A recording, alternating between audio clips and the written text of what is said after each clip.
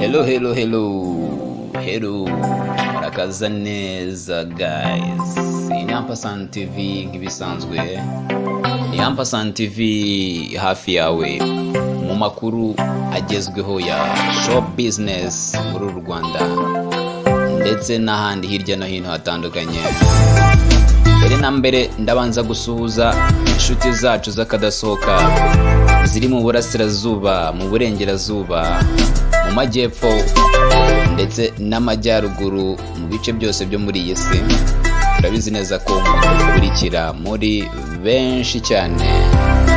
Iyi ni Ampasan TV rero hafi yanyu n'amakuru menshi ya show business agiye atandukanye, aho uyu munsi turi bugaruke ku nkuru itangaje, inkuru twakwita ko itangaje ndetse inababaje, kubera yuko nuza kuyumva uraza gusanga iyi ari inkuru ibabaje cyane.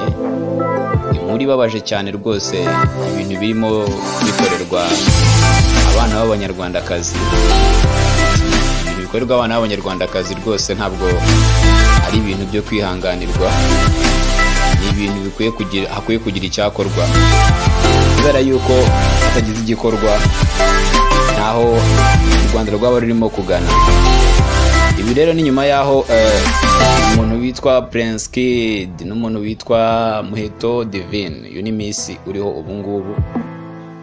Iyi nayo n'indi nkuru yagiye ivugwa cyane ndetse icaracara ku mbuga nkoranyambaga hirya no hino mu bitangazamakuru, yaba ibya leta ndetse n'ibyigenga. Aha rero twebwe turaza kugaruka ku nkuru iteye gutya. Turaza kugaruka ku nkuru ijyanye n'ihohoterwa, cyangwa se byo benshi bari kwita ngo ni sexual violence, ariryo ihohoterwa rishingiye ku gitsina. Ni ihohoterwa rigenda rikorerwa abana b'abakobwa hirya no hino ndetse n'abagore tutabibagiwe. Ibi rero ni nyuma yaho hari umwe mu bana b'abakobwa rwose batashatse ko amazina yabo atangazwa, yaduhaye inkuru atubwira ihohoterwa yakorewe ndetse atubwira n'ibigenda biba hirya no hino mu bihugu by'Abarabu bikorerwa abana b'abanyarwandakazi. Ndavuga b'abana b'abakobwa cyangwa se abagore bajya gushaka amaramuko hanze. Babwira nti mw'abantu mwe mujye mwitonda, kuko ibi bintu ntabwo biba byoroshye habe na gakeya. Ntabwo biba byoroshye habe na gakeya rwose, kuko habirayo ihohoterwa ritangaje cyane. Ibi rero umwana w'umukobwa yabidutangarije, yabitwandikiye mu rurimi rw'icyongereza. Ndagerageza kugenda bivuga, nzajya mvuga mu cyongereza ndetse babwire n'icyo bivuze mu kinyarwanda, cyane ko abadukurikiye ari benshi baba batazi izo ndimi z'imvamahanga cyangwa indimi z'inyamahanga. Niyo mpamvu rero natwe tuba duhari ngo tubafashe nka Ampasan TV. Uwatwandikiye rero yagize ati, yandikiye umushuti wacu, yandikiye mugenzi wanjye, aramwandikira amubwira ati hi, please keep this a secret for me in name of God. Ati ndakwingize rero ibi bintu bigira ibanga mu izina ry'Imana. Arakomeza ati, I realized I had to let it out when I had ihanganire gake. Yavuze ati, I realized I had to let it out when I saw some people airing the views on the platforms. Ati munyihangane rwose, ati naje gusanga ngomba kureka ibingibi bikajya ahagaragara nyuma yaho mbonye ko hari abandi bari kugenda bagira ibyo batangaza ku mbuga nkoranyambaga. Arakomeza ati I am a lady. I am also a part of ladies who have been sexualized, abused in Dubai. Ati rero nanjye ndumwe mu bantu bakorewe ihohoterwa mu mujyi wa Dubai, hani muri Leta Zunze Ubumwe z'Abarabu.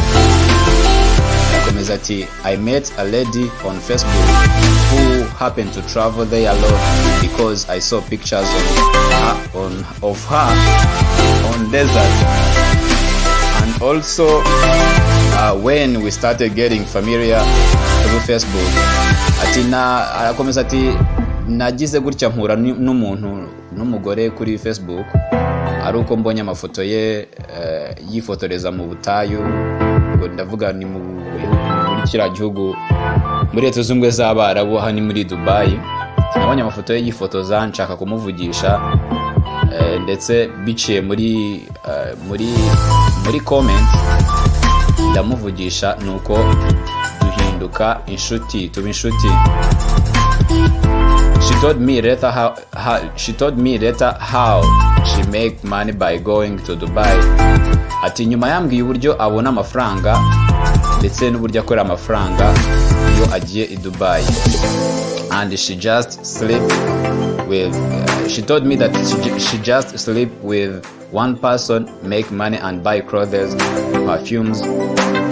Yarambwiye ati aragenda akaryamana n'umuntu umwe cyangwa n'umugabo umwe, noneho akaza akagura, umugabo akamuha amafaranga, undi akaza akagura imyenda n'amaparfum, akagaruka kuyacuruza intanga Kigali ndetse no mu bice bigiye bitandukanye by'igihugu. But I told her and that she could take me whenever she was going.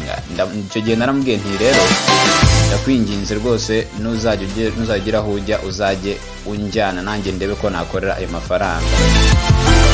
I told her that I don't have money, but she told me that she will pay everything for me and I will pay her back. Narambwiye nti rero urabona nta mafaranga mfite yo kuba nakora urwo rugendo.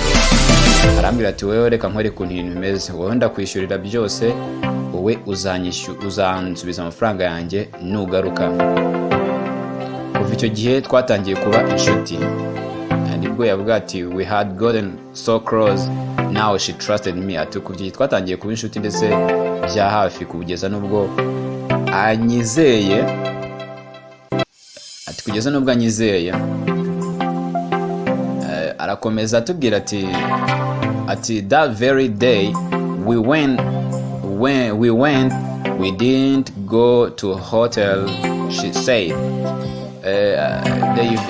Sorry munyihanganire gakeya. Yarakomeje aravuga ati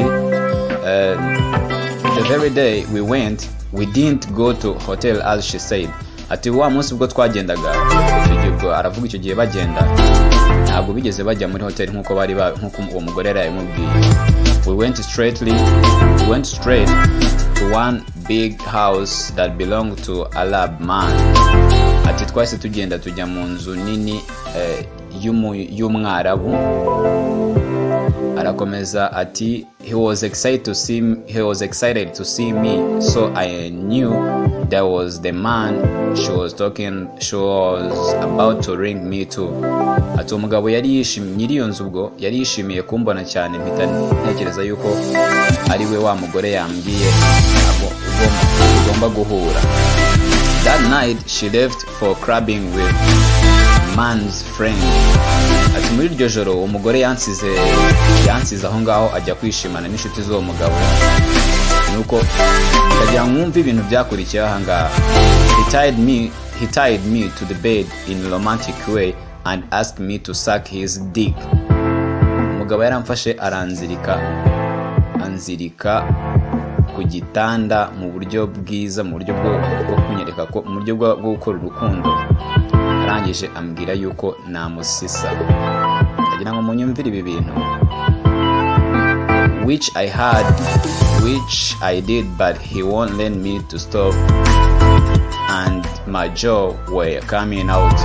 Ati narabikoze ariko ntabwo yashakaga ko ndekera, nubwo niyo naruhaga ntiyashaka ko ndekera kugeza ubwo ngeze aho nanirwa cyane. He started beating me and telling me I was going to give him a blow job. Nuko atangira kunkubita, atangira kumpondagura, ambwira ko nagombaga akazi kanjye kwari kumusisa. nuko arakomeza, ndagira ngo munyumvire neza, arakomeza avuga ati umugabo yarambwiye ati I better cooperate because he was going to pay for me, he was going to pay me amadolari 18,000. Umugabo arambwira ati rero ugomba kwitonda ugatuza ko wagombaga njye ngomba kukwishyura amadolari 18,000. Ndagira ngo mwibuke neza amadolari 18,000 mu mafaranga y'amanyarwanda ni miliyoni zisaga 17 n'andi mafaranga arenga. Ni amafaranga menshi cyane, ariko inkuru ntabwo yarangiriye aho. Reka nze bahe part 2 noneho ukuntu byagenze.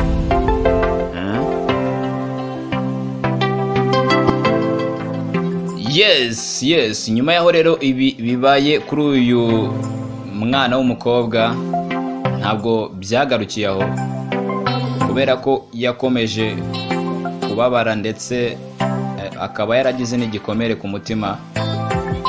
Dukomeje ubutumwa uyu mwana w'umukobwa rero yatwandikiye, nuko yakomeje agira ati I suffered but I did. Aravuga ati narababaye ariko nagombaga gukomeza kubikora. The next minute he sat on my face. I thought I was going to smell his anus.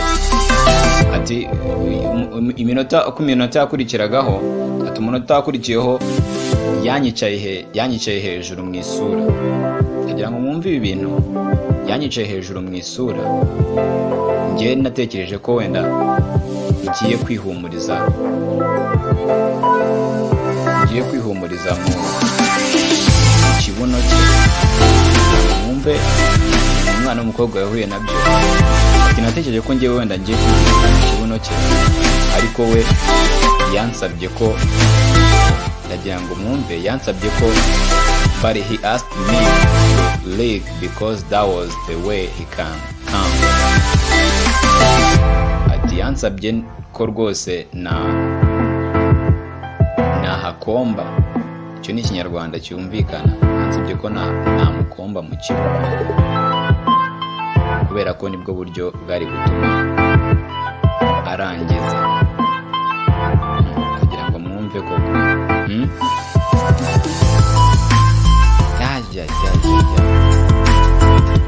I was hesitating till he threatened me with a live snake in the room. Ubwo natindiganyaga nsa n'udashaka kubikora, yanteye ubwoba, aragenda azana inzoka nzima ayizana mu cyumba nari ndimo. I had so much regret but I was already there. Naricuza cyane, ariko nta kundi ari kubigenza kuko ari nahageze, nagomba gukora icyanzanye. I licked it till poo started coming out. Ati narabikoze ibyo nagombaga gukora kugeza ubwo umwanda mvuga ahangaha mwabantu mwe munyumve neza, umwana mvuga ni amabi. Ati narabikoze kugeza ubwo amabi yasohotse. Noneho and this man asked me it. Uyu mugabo azaba ko antegeka ko ndagira ngo munyumvire, mwumve iyi nkuru neza, mwumve ikintu cyitwa violence. Abantu mwirirwa mwivugisha ku mbuga nkoranyambaga ngo violence, ngo sexual abuse n'ibiki. Hano hanze hari abana b'u Rwanda bari kubabara, hari abanyarwandakazi bari guca mu bintu bitaboroheye habe na gatoya. So guys, mwebwe mushaka kujya mu bihugu byo hanze, mushaka mwitondere ingendo mukora, kubera ko ntabwo byoroshye hano hanze, ntibyoroshye habe na gato. Iyi ni Ampasan TV, nawe ubaye ufite inkuru ushaka kutubwira, watubwira tukaba twayigutangariza, cyane ko iyi ibintu byose biri kubera muri show business nyarwanda ari ibintu byacu